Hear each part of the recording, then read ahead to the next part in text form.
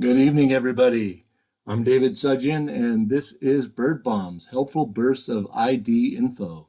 And you better duck because tonight we're going to be talking about winter ducks, especially focused on the Front Range, Denver metro area region. And if you're living here in Colorado, that's the best place to be in wintertime to enjoy ducks because of all the reservoirs that are here and the river corridors that we have and all the many smaller lakes and ponds that are around. So there are a lot of ducks to enjoy. And as we go through this tonight, you're going to have your eyes open to a number of different things, I hope, about our ducks. So let's duck and we'll go forward. And so on this blast, we're going to focus on our 19 species of regular winter ducks. Now, there are some other species that can be found during the winter time in Colorado that are rarer, and so we're going to have to leave those behind for tonight. And we're talking about winter identification here, not the nesting season. So sorry, no ducklings in this show, maybe another bird bombs, but we're talking about winter time, and there are some differences in terms of plumages, particularly with some of the diving ducks that we can see here in Colorado in the breeding season up in the mountains, for example. There are some things to think about, but we won't worry about that season for now. And we're also going to focus mostly on female ducks. I'll bend that rule for a couple species that are ID challenges, but otherwise we're going to be looking at female ducks. There's lots of other interesting things to talk about, but not for tonight.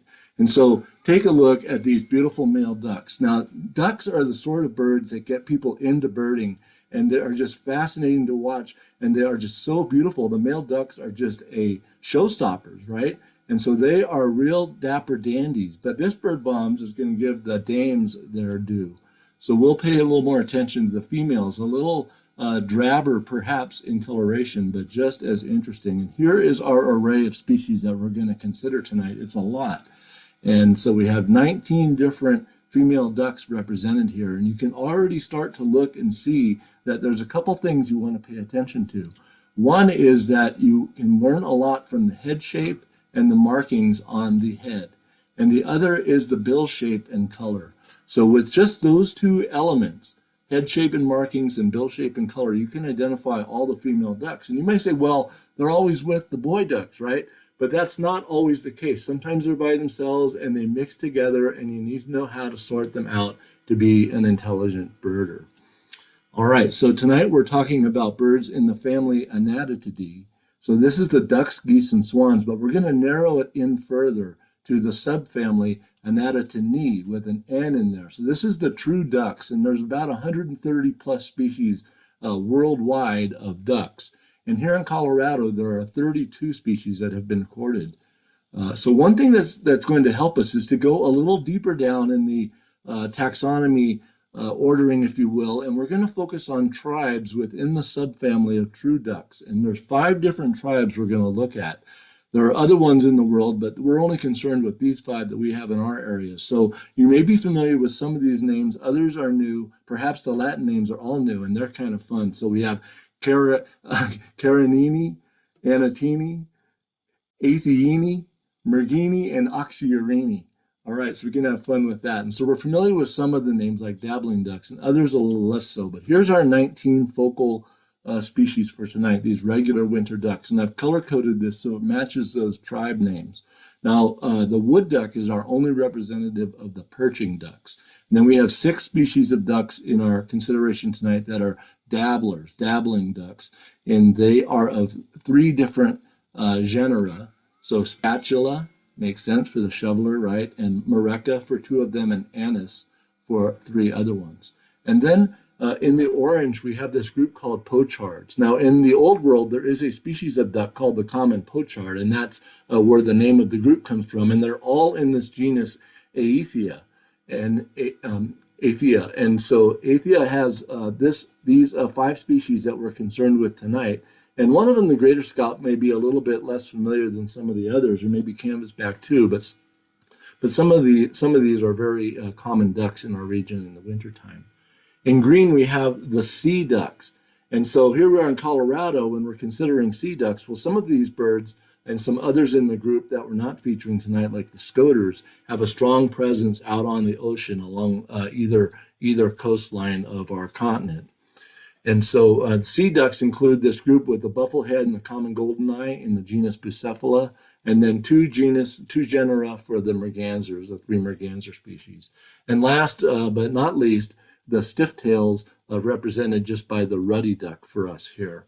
So tonight we're not going to talk about some other birds that can be found in the winter, some sort of regular like the long-tailed duck, but we won't speak of that or the scoters or some rarer species.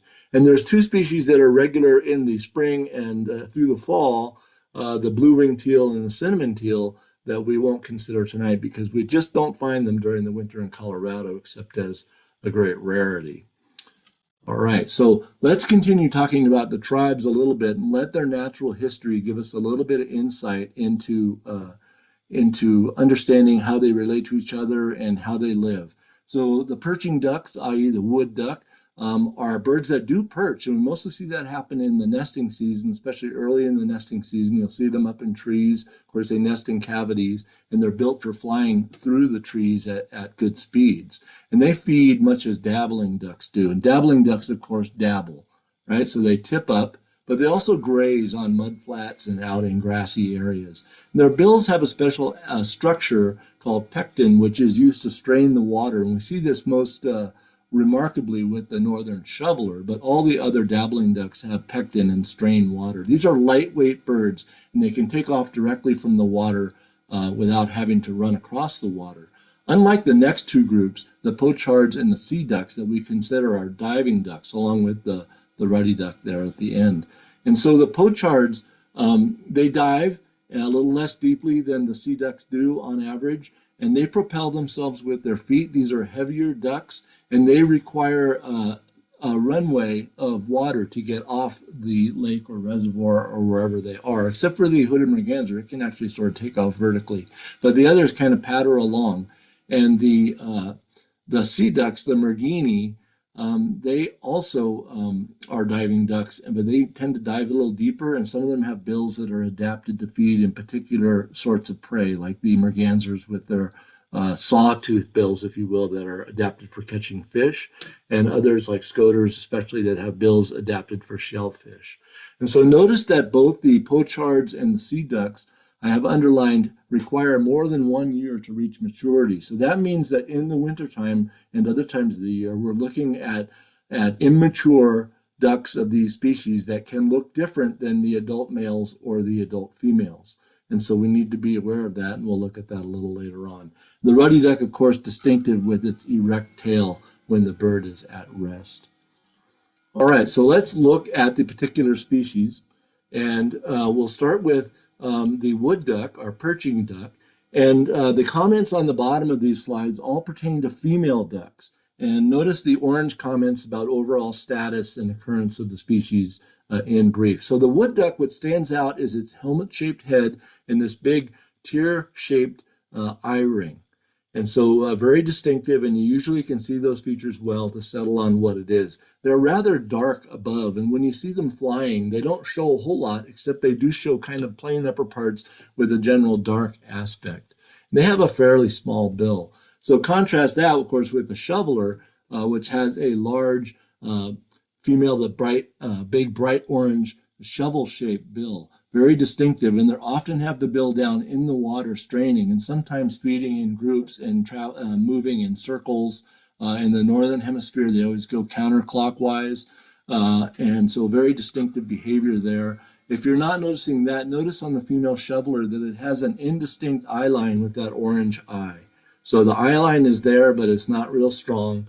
And they also, sometimes you can see the green speculum peeking out. Notice that in this middle bird here in the shoveler group with the green poking out there. So remember, the speculum is the secondaries. They have often on the dabbling ducks, they have a particular color and pattern that we want to pay attention to. And that's true for our next species, the gadwall. On the gadwall, the head shape is really important. They have a steep forehead on a kind of plain face. It often shows as kind of a two-toned face with a faint eye line going through. Notice the bill on the gadwall is both orange and blackish, and the blackish is fairly extensive, so there's more of that often than there is orange on the female gadwall bills, more blackish. And on these birds, you can notice the white speculum here on this lower bird showing well as the bird is holding its wings appropriately. But on this middle bird, it doesn't show the speculum. Usually as you're watching them, you'll get a chance to observe that. And so we'll go to the other species in the same genus Mureca, the American widgeon. And this bird has another distinctive head shape. It's rather rounded and dove-like, accentuated by that dark eye surrounded by dark feathering. And look at the contrasts on this bird. It has a contrasting pale blue bill with a dark tip. That's distinctive among the dabblers. And it also has a nice head contrast, neck contrast with the body. So the body's kind of this rosy, warm color, and the head is gray. Now in this picture, in the middle, the head looks kind of warm colored because the bird is in lighting conditions that accentuate that, and that's always something you can think about. Widgeon do like to get up and graze in the grass, probably more than any of the other dabbling ducks. I just want to go back and note on the shoveler that it is our most abundant winter dabbling duck. Another one that's really common in the winter is the mallard, but they are not really as numerous as the shovelers because the shovelers gather in large numbers at favored spots where they feed in big groups. But the mallard is one that we're all familiar with, and we see them in the most places out of all the different ducks. And the female mallard has a prominent eye line, and like the gadwall, black and orange on the bill, but it has more orange than black. And each individual is slightly different there in the way the bill looks in terms of the exact pattern of the black, but you have orange usually predominant, and a nice well-defined eye line on the face of the mallard. It, of course, has a blue speculum with white bordering. So the pintail is, I think, one of the most beautiful of the ducks, and they are a little bit bigger looking. They're kind of elongate looking. And notice on the female two features that really stand out. One is that the head and the face are rather plain, this rather unmarked buffy, tawny color. It sort of reminds me of a mountain lion in coloration somehow. And the bill has a unique pattern and color, being both bluish and this dusky blackish with the blackish along the top. It sort of reminds me of a saddle. And so between the face pattern and the bill color, even a pintail at a distance, even though it doesn't have strong markings, can be distinctive. Put in together, it's rather long neck and elegant shape. And so we'll go from that bigger anise duck to the littlest anise duck that we have, which is the green-winged teal. Very well named, as you can see in this beautiful flying shot with the green and the speculum, very dramatic and often visible on the bird when it's down on the ground or on the water. And the green-winged teal, more than any of the other ducks, spends its time foraging, grazing, if you will, among the mud at the shallows of the water side. And so they love that habitat, and that's a great place to see them. And you see these ducks far away, and you can tell they're teeny, and that's where they're feeding, ergo green-winged teal. But notice they're very small, compact ducks with small bills, and the female has a face pattern. It's not distinct in terms of how sharp it is, but it's very distinctive in terms of it always has this nice dark eye line on an overall darkly colored duck. So green-winged teal, beautiful little female ducks there. So we'll shift here to some divers now in our pochard tribe, and begin with the biggest of the group, which is the canvasback, which is less common than some of the other ones in our area. And they are distinctive in their large size and their kind of long shape, and especially their long bill, which is reminiscent to me of a swan bill, the way a swan presents its bill. And it's very graceful, and the way that the profile of the forehead flows right into the profile of the upper part of the bill is distinctive for the canvasback. It does have some markings on the face. Notice there's an eye ring and some indistinct pale markings around the eye. And there's a peak to the shape of the head. The head has a peak on the top of it. So let's go to the red head. Now, both the canvasback male and the redhead male have red heads. There's some differences in color, but they're very different in other regards, and the females as well.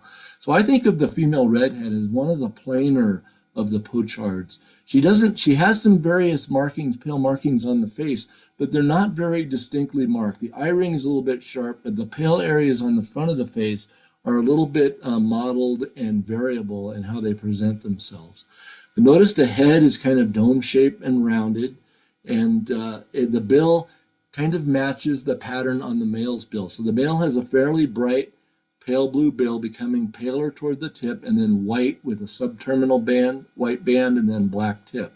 The female has the same pattern, becoming pale with a little subterminal pale area, but it's not very distinctly marked in that way. You can see it a little bit well in this bottom picture, but notice it's not a lot of contrast there compared to another one up in this top picture with the male. We can see that that female has a nice white subterminal band, but it's a little bit blended on the inside edge of that subterminal band. So let's look at the third species here on this slide, the ringneck duck. And this is one of the more common of the pochard group that we have. And the female ringneck is dark overall, but she has some very distinctive pale markings on the head. An eye ring with a short eye line coming back behind the eye, and then a prominent white area at the base of the bill, which sometimes looks like a crescent. And notice along the sides of the body, it has a really rounded shape, and there's often a lot of contrast between the back area and the side of the bird. The bill is fairly dark, but it has a strong version of the male's pattern. So if you look at the male and female in the bottom center here above my yellow text, you can see the male has this very strong blue and white pattern with white at the base. The female also has, in this case, a dark gray and white pattern in the same arrangement as the male. But look at the picture at the top here, and something's not quite right. Let's take a closer look at that one. We've got the male ringneck duck that we can see in the back with his white spur and his very contrasty bill and blackish, it's actually purplish black. And then we have a couple nice females in the center left and then the forward left, showing their contrasty face patterns and their rounded edge there on the sides. But look at this one over here, and this is actually an immature male ringneck, and it introduces us into this reality that immature diving ducks have patterns that we need to understand. So they often have female-like colors and subdued male patterns and male bare part colors. So you can see the male bare part colors here with the gold eye and the bill coloration. You can see the male's subdued pattern developing with the pale spur coming up here, but yet the overall coloration is like a female. All right, so let's take a minute here to focus on our scaup. The bluebills is how they're sometimes colloquially called. And this group presents an ID challenge. The greater scaup on the left is less common, and there are many places where they don't occur, but we always want to keep an eye out for them. The greater scaup has a domed head, and the balance on the head is shifted forward over the center part of the crown or forward of the center part often. And so the male is often green-headed, but the lighting can be tricky, and sometimes the coloration can vary, so you can't rely just on that. Greater scaup have a broader bill, often with a nail that broadens out as it reaches its tip. And we have a couple images of flying birds, and we can see the white wing in the wing stripe goes way out onto the primaries of the wing. And we'll contrast it with the lesser scaup on the right in a moment. But the white goes out onto the primaries. The female has that same head shape as the male, and she often has more white around the base of the bill than a lesser scaup. Now this is the distinctive pattern. I'm kind of circling with my cursor here on the female greater scaup here and one just above. Female scaup are very dark brown. So they're different from a lot of the other female diving ducks in their darkness. And they have white around the base of the bill, all the way over the top of the bill in many cases, but not always showing that way. But an extensive white patch usually over the whole front part of the face.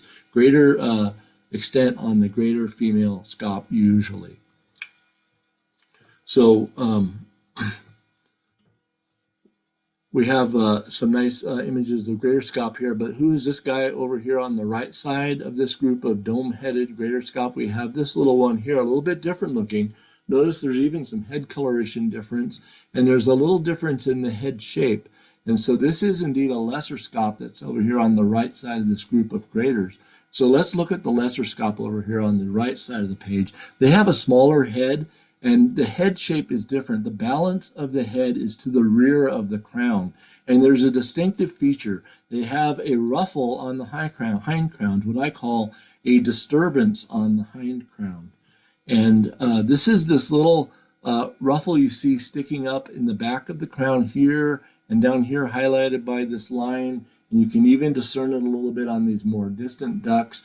and up on the top. And so this is something you can see when the bird is sleeping, if you have a good angle on it, and you can see it when the bird is awake. There are times when it can be difficult to assess, but it's a really good mark.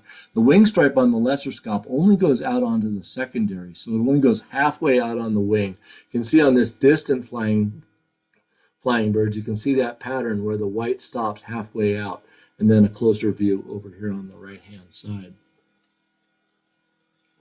On the lesser scaup, the head often looks purple. It presents as purple, like you see in this center left picture. But notice down on the lower right, it looks green. So head color is not a good, reliable feature for male scaup. It is something that is good to consider, but you have to consider that there are some cautionary things to worry about with scaup. So in addition to that, the head color varying with lighting. The lesser scaup, we understand, is more frequent and occurs at many more spots. The greater favors particular spots, and often there's not a greater, so don't manufacture one when there isn't one there, but go for the actual field marks. The head shape distinctions can be less reliable when scaup are feeding. They may smooth their head back while they're diving in particular, and the distinctions may be less evident on females. Now the immatures, as I was saying, add some confusion with their sort of intermediate patterns, but the shape features are generally consistent. So it's good to use scaup species when you're doing e-birding or keeping your records for honest reporting, especially of distant birds, sleeping birds, things that you didn't really look at closely. It's better not to assume that they were greater. So just to spin your head a little more, I reverse the labels here. And the greater scaup in this picture pair on the right, a bigger, broader bill. We can't see a whole lot more in that angle. So ducks ahoy, we have birds at sea, sea ducks. Here actually all inland here at Colorado, and the bufflehead is our first of these, and it is a really little duck, really little and round, and the female has a distinctively rounded dark head with that big white slash. So it's the only duck that has that pattern, so usually generally not a difficult ID when you pair it with its very small size. The golden eyes, however, close relatives in the same genus with the bufflehead, do present an ID challenge. We have the common goldeneye, which occurs widely in many, many places, and the Barrow's goldeneye much more locally, sometimes only found at special places where pairs happen to frequent. So as we think about goldeneyes from other ducks, we can notice that males and females, younger and older, all have a golden eye. So that sets them apart from the other birds that we're looking at here for the most part in terms of any real ID challenges. And looking at the female goldeneyes, notice that they have white prominent along the upper part of the flanks. And so it's actually in the wings, and in the folded wing, it shows up there on the top of the sides. And so that's a distinctive female feature of a female goldeneye. The common has a sloped forehead compared to the Barrow's very steep forehead. The common has a bigger bill compared to the Barrow's smaller, more triangular bill, less drawn out. On the males are pretty easy to tell apart with their different pattern of shape on the front of the face, an oval on the common and the crescent on the male Barrow's. But notice also the pattern on the upper parts. The Barrow's has a series of dots up here on the folded wing, whereas the common shows some white dominant with fine black lines. So just a different pattern there that can be easy to search for when you're dealing with a large number of golden eyes looking for the odd Barrows. The female common goldeneye often has a largely dark bill with an orange tip, but sometimes it can be extensively orange, but there are differences in shape, both the bill shape and the forehead shape. So heavens to Murgatroyd, apologies to Snagglepuss. Let's look at our three mergansers, and we have them ranging here from left to right, from smallest to biggest out of this three. A distinctive group because of their narrow bill with the sawtooth pattern on the mandible, and we can begin with the hooded merganser, which is a remarkably beautiful duck. The male's just gorgeous, but the female's equally pretty. This is a small duck as far as things go, and the females have this wonderful fanned glowing hairdo.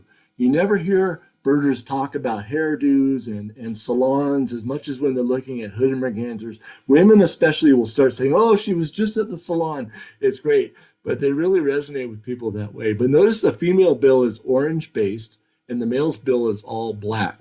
The female has a dull colored eye, orange-ish, and the male's bill is a brighter yellow. And that's important because we have a lot of young male mergansers that are around, and they generally present like females, but they have details that reveal them as males. Notice these two I marked as immature males in the bottom of this set with the brighter eye and the all dark bill. And one of the things that hoodies really love is eating crayfish. So it's when you often you see hoodies hunting crayfish in our reservoirs and rivers where they're very common, and hooded mergansers really love to take advantage of that. So in the middle we have the red-breasted merganser, one of the lesser frequently encountered ducks in our area. And this is a big duck, but it's not as big as the common. And notice the head has kind of a duller coloration that blends into a less distinct contrast to the pale lower neck area. And the bill is a little more narrow and has dark along the upper edge and isn't as bright. And the common merganser has a really strong contrast on the female for the dark chestnut head and the bright white neck with a sharp demarcation. And she has a bright white chin, and her bill is very bright orange and much deeper at the base. All right, so there's our friend Snagglepuss. Thank you for the quote. And we'll go now to our last of our, actually before that, let's pay a little homage to our crayfishing hoodies. You know, crayfish are not easy prey to deal with because they come up wriggling and pinching. And so it takes some manipulation for these hooded mergansers that really favor these crayfish to get the bird in the right orientation to swallow it. And sometimes the crayfish fights back, right? But they get it and they'll gulp it down in a big mouthful. And sometimes, though, the ring-billed gulls are pestering you, and you just got to take that meal somewhere else and fly away with it and enjoy it in a little bit of quiet water someplace else.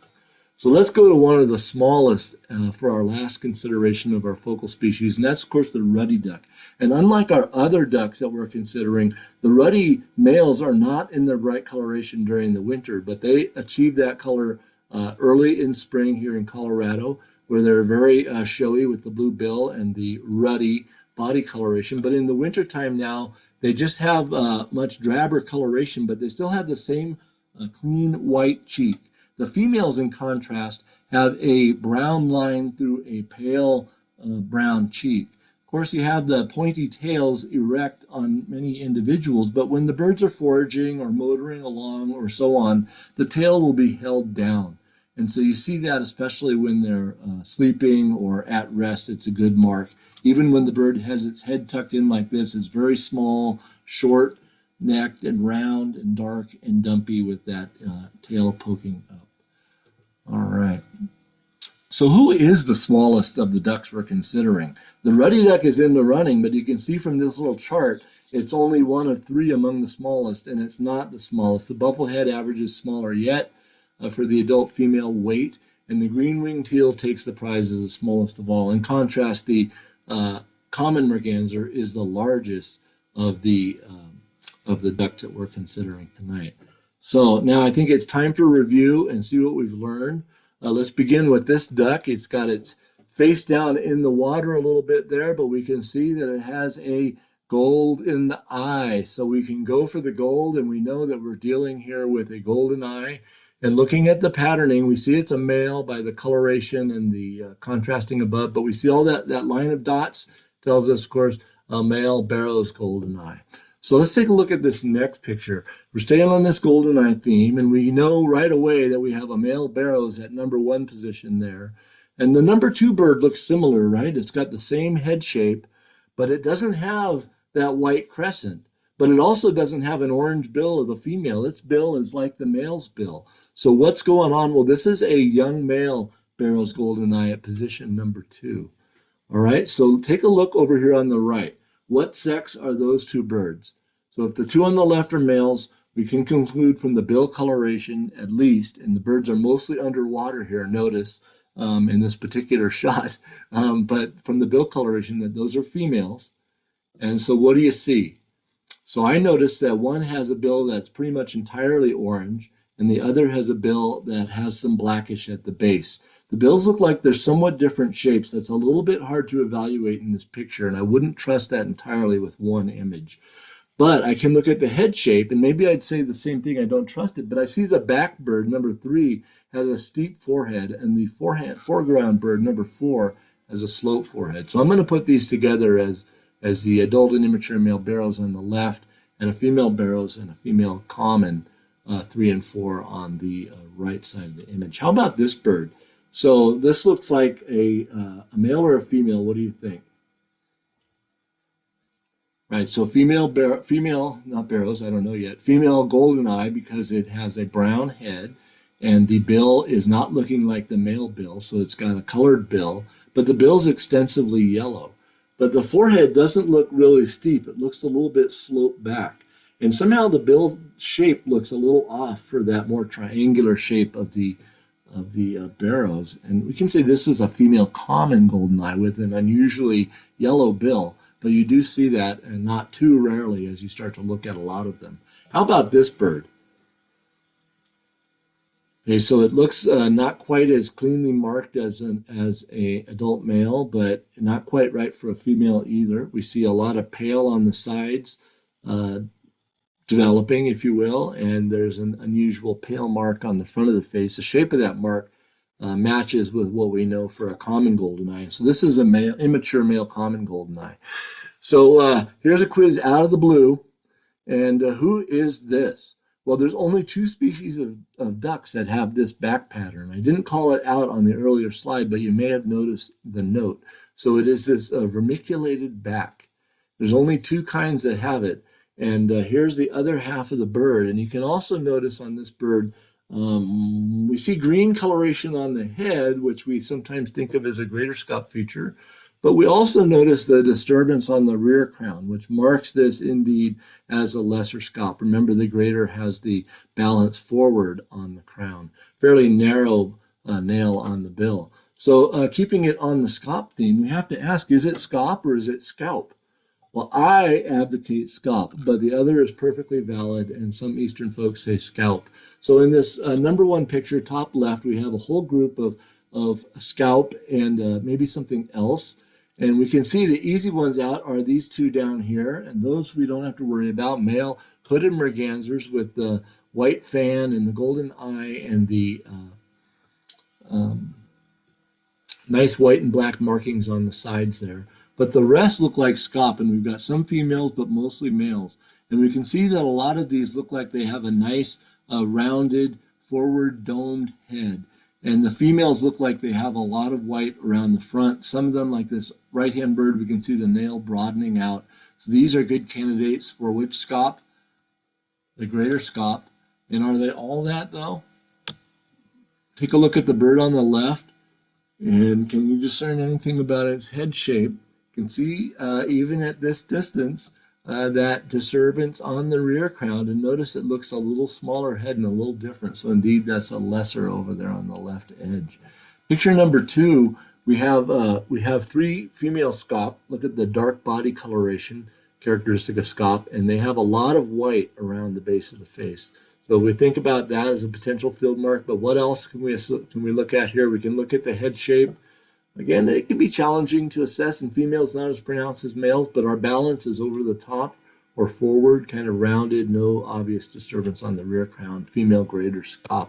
Number 3 down on the lower left, we're just going to cut to the chase there. I think you can look at the rounded crowns and include greater scop. There's so many details in this picture. Oops, I'm going ahead of myself. So for number 4, notice we have these 2 together. And are they the same species? We see the one with white over the front of the face, but not having all the marks we would expect if it was indeed a female ringneck duck, like this male ringneck, and indeed that's a female lesser. So here we have a mixed group, and we can take a little time here looking through the scope, and some birds fly through sometimes that catch our attention, but let's focus first on this bird in the middle that presents itself with a fairly good profile. And we see it looks like a female duck without strong markings, and it's fairly large out of this assemblage, And right away we notice a distinctive long bill with a sloped forehead and a kind of plain face, but I can see an eye line, and that kind of tawny coloration is suggesting, I'm talking about this bird here, number 1, a female canvasback. So we have another couple birds here, one of which presents a nice profile view as well. And those are these two down here at number 2, and they're sitting close together. We can see the shape of this one on the right wheel well, and we might conclude that this is a male because it doesn't really show much brown coloration. And this one we can see a little brown here in the back where the lighting is good. The head shape looks like it has a really steep forehead. And we can see on both these birds this white peeking out back here where the speculum would be. So these are a female and a male gadwall with that steep forehead, and the white speculum are really the marks that stand out in this picture. So over to the right we have two other ducks, and they share some similarities. So they both seem to have paler sides and dark backs, and they both have red-ish colored heads. We can't really see the head profile very well, but we can tell that the bill is not, the head comes down more steeply to a bill that projects out at a different angle. And they look like males because of that red coloration, but they're not bright white above. So we're going to go with two male redheads down there. What about number 4 here that's swimming? And we can see that it looks like a male, right? Because it's brightly colored, sharp contrast. And what you can see are the eye color and a pattern on the face. So what do you conclude? Oval mark there on the face of a golden eye, common golden eye, a male. Flying over right there, I'll take a look at that. It's hard to track it in the scope, but very distinctive. Of course, won't worry about that too much more, male northern pintail. We have another flying bird over on the left. This one is smaller than the pintail. It's got a lot of white on the head and white on the rear area and a lot of white in the wing. It's a male duck by all the contrast, we think. And what do we think for that small with a lot of white in the head? Hey, look at those pink feet. This is a male bufflehead. The last ones, we have 3 birds we haven't identified yet. Number 7 and the to the left of the canvasback, and this other one over here behind the bufflehead. And so looking at number 7 there, we can see that it looks fairly dark, and it has white prominently around the front of the face as the only marking on that dark head. So that's telling us a female scaup. And we're going to go with our gut instincts and say we see that disturbance on the rear crown, or maybe we got to call these scaups, but really I think they're lesser scaup. And I think this one over here on the left by association is also a lesser scaup female. So let's take a look at these pretty female pochards. So here we have 6 different images with an extra individual thrown in, and we begin at number 1. Let's just look through these, and you can conclude what you think they are before we'll reveal what they are. So let's notice on number 1 the face pattern, kind of indistinct mark at the front of the face. The bill is fairly bright with a little bit of a paler subterminal band, dark tip. No real curve here at the side of the wing. This middle bird is bigger. She's got a peaked crown and this nice line of angle between the forehead and the bill, pretty much the same, and kind of an unmarked face except for a little bit of an eye ring and a little bit of white behind the eye. Number 3 is different. She's got prominent white in front of the face on a dark bird. And we'll go down to number 4 and we see prominent white on the front of the face. But notice these two are very similar in that regard, but the head shapes are a little different. A little bit of something going on in the rear crown there, domed with the balance forward down there on number 4. On number 5, we have 2 birds together, but are they the same? So the background female shows a nice distinctive, almost crescent-shaped mark on the front of the face, and kind of a distinctive bill pattern, a little hard to see, some eye ring going on, not so easy to see in this picture. Notice the curved interface here at the sides, and she's with this male. And the male, we can conclude, is a male redhead. So we're not going to worry about debating that ID. And the last one we'll look at, number 6, is has some similarities to number 5, right? There's a sort of a crescent shape, sort of well-defined, not especially bright, pale area in front of the face there, and a nice eye ring with a short line coming back, but a well-marked bill with a nicely demarcated pale subterminal band and that curve along the side of the wings, just like in the female in number 5. So here we have the redhead, number 1, canvasback, number 2, lesser scaup, number 3, ringneck duck is number 5 female and number 6, and then the greater scaup, number 4. So fun with the pretty pochards. And here's your final grade for tonight. We have 5 questions here. You have to get at least 3 right to get a passing grade. So here we have all of our nice female ducks mixed and not quite matched. And the first question is, where is the stiff-tailed duck? Give you a moment to scan the crew. Stiff-tailed duck. So we're using the group name here. And yes, it's the ruddy duck down there. All right, so where is the perching duck in this group? So do you remember which species is the perching duck? You probably do. There's only one in that group for us. It is the wood duck, and we see her down on the lower right there with the beautiful eye ring. All right, so who is the largest of these female ducks? We have 19 species. Who's the biggest? The common merganser. All right, now which is the most numerous winter dabbling duck in the metro Front Range region by numbers? Not necessarily where you find them most often in the most places, but that sheer numbers is, yes, the northern shoveler. And so our last question out of 5, who is the terror of crayfish? Our hooded merganser. All right, so there's all of our different 4-letter codes for all of our species, and I'll leave it to you to decide who is the fairest of them all.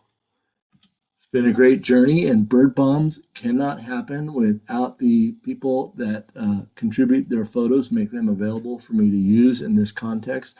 I'm very grateful, and they have wonderful images to share. So thank you to all of you who have shared images for this bird bombs and everybody else who has given me permission to use their pictures for these programs. If you'd like to help in that way, just let me know. And all through this, I've been highlighting some pink feet, and indeed, it is the bufflehead in this beautiful diving image, a male bufflehead going down. You can see his pink feet helping us to seal the identification, in addition to a couple other features. So you can view past bird bombs on the DFO webpage on our programs page. Go to past programs, and you can get to links to videos there. And our next bird bombs coming up is in this same month, December 29th, the last Thursday of the month, called First State Record. So this is a really special edition of bird bombs. It's going to be the 11th bird bombs. And now you've got to get ready for the next new Colorado bird. So I've pulled 25 Colorado experts to share their top choices for which would be the next species to turn up in Colorado for the first time. And I'm going to use their guesses to pull together something to help us be ready for which are the most likely species to occur, and to think about that exciting topic, because who doesn't want to see the next new bird in Colorado? So with that, we're going to stop our screen share and go to any questions or comments you might have. Laura Stedman has been monitoring our questions and can take anything now as well. So I'm going to stop my share. And if there's anything here, we can consider that. Yeah. Hey, David. Thanks. That was great. I don't know if I knew that bufflehead had pink feet. I'm sure I've seen it before, but like I never like put that in my head as a fact. So that was like mind blowing for me personally. It shows us how they're, as a diving duck, they're often in the water because they don't like to get up and walk on the land because their legs are set far back. So we usually don't see them too much out of the water.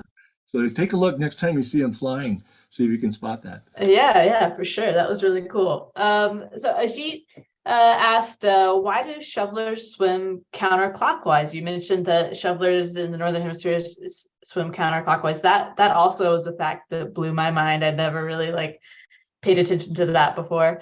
Well, I would say, he says, this is like the reverse of the Coriolis effect. Like any thoughts on like why they always swim in one direction? So let me say this is a fact with a small f.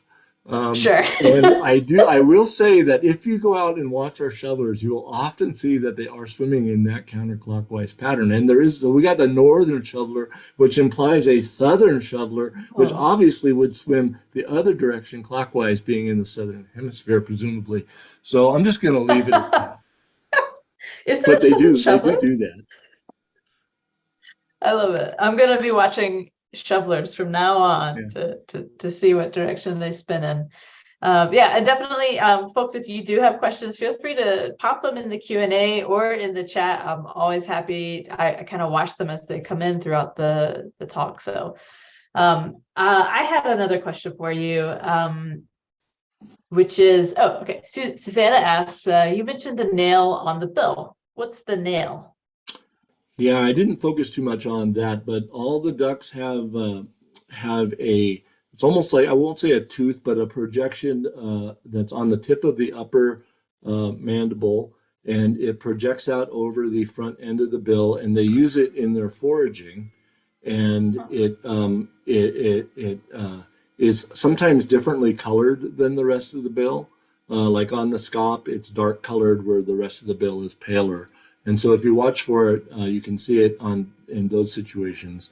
But it's used in foraging, and it doesn't often come into play, except in the scaup. We can look and see that the shape of the nail can be useful when you have a good view. It's sort of narrow and parallel sided on the lesser, but it broadens out in a more triangular shape on many greater scaup. Awesome. Yeah.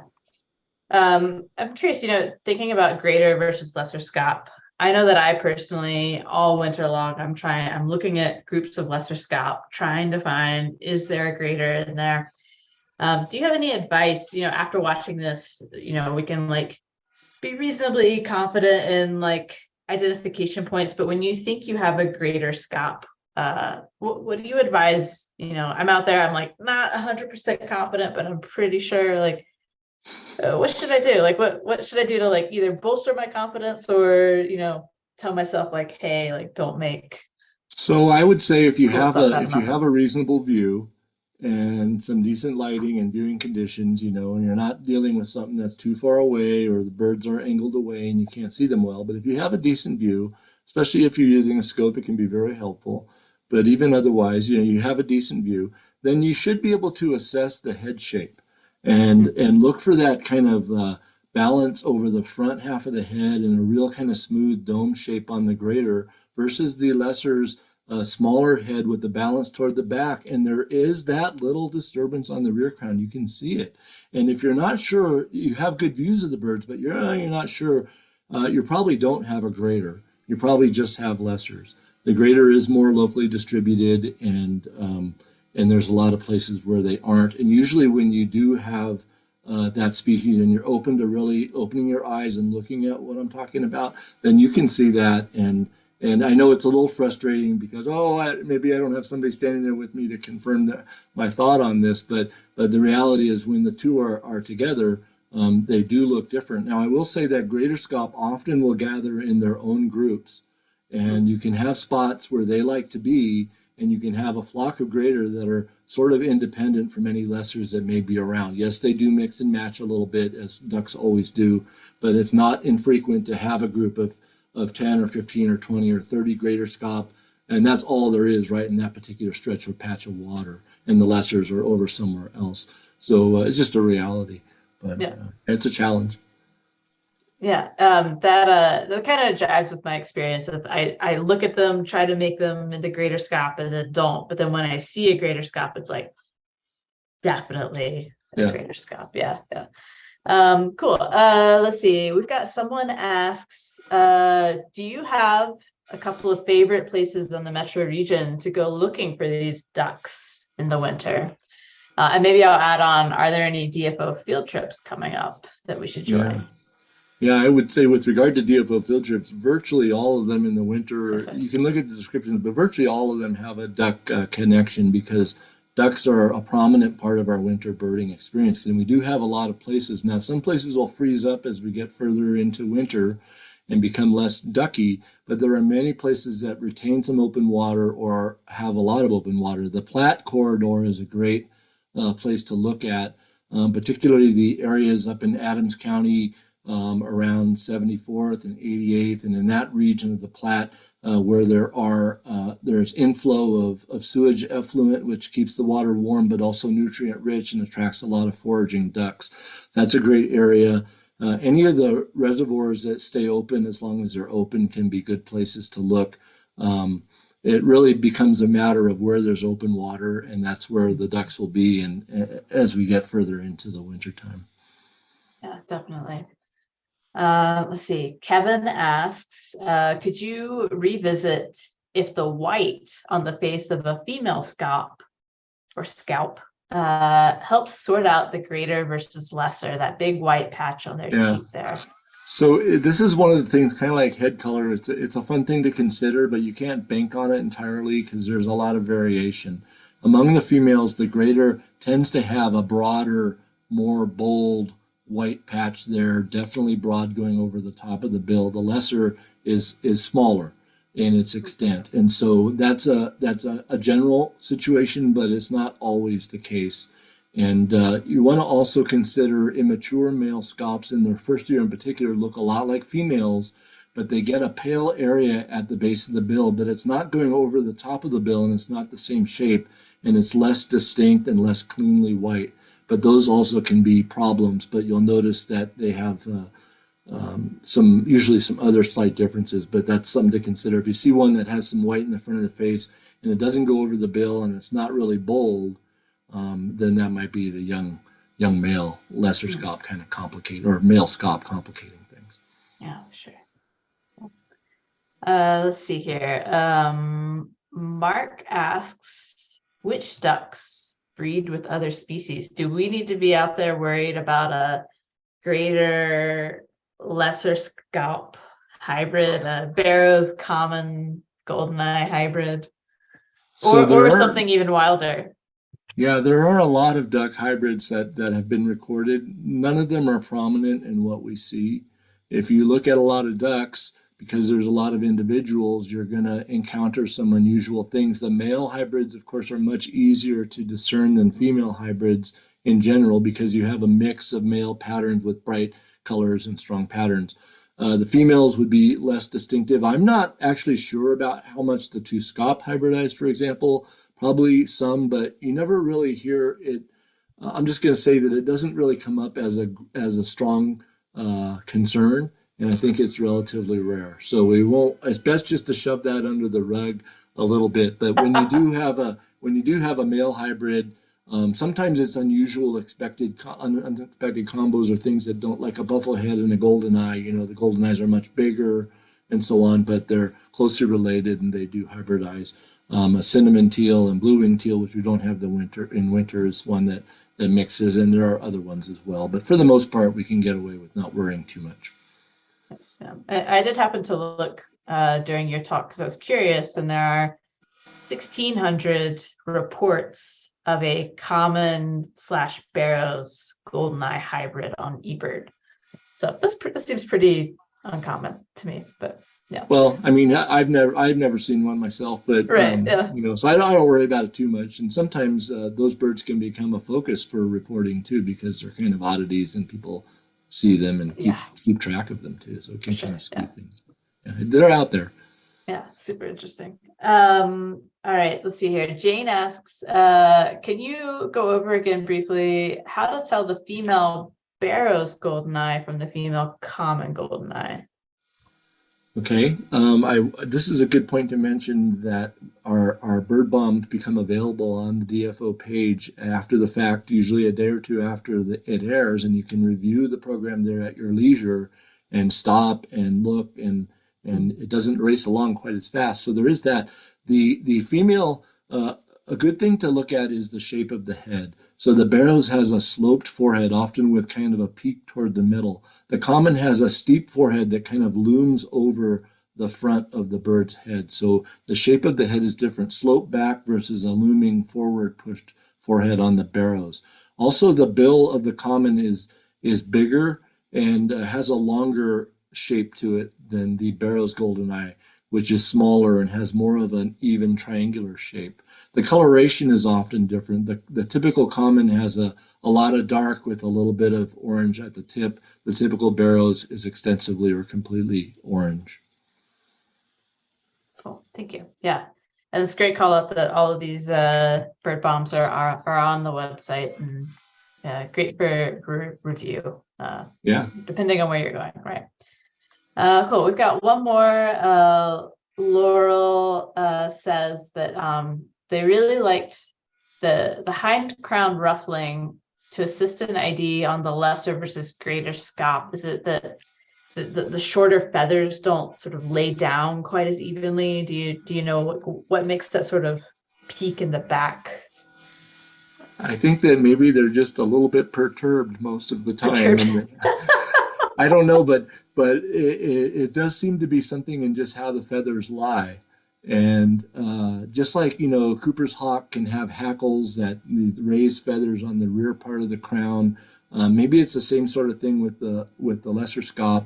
It is a very good feature, and it's remarkable how this very minor detail is visible at a great distance if you know how to look for it. Even on the sleeping birds, because they've got their head tucked in and you can't see what's going on, but you can still assess that rear crown because that's the part of the head that's showing. And so it's a fun mark to work with.